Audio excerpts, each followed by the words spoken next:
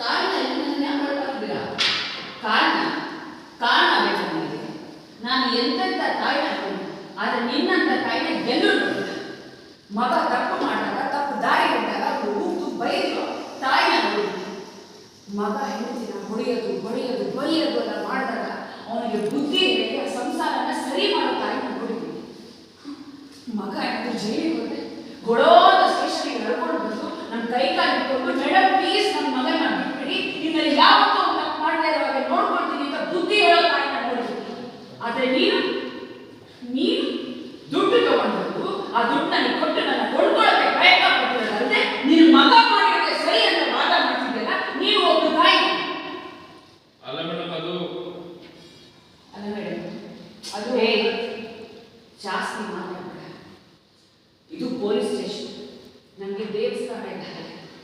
ಇಲ್ಲಿ ನನ್ನ ಮುಂದೆನೆ ಬಂದು ಕುತ್ಕೊಂಡು ದುಡ್ಡಿನ ಅಹಂಕಾರ ತೋರಿಸೋದಂದ್ರೆ ಕಾಲ್ ಮೇಲೆ ಕಾಲು ಹಾಕೊಂಡು ನೀನು ಧರ್ಮನ ತೋರಿಸ್ತಾ ಇದೆಯಾ? ನಿನ್ನ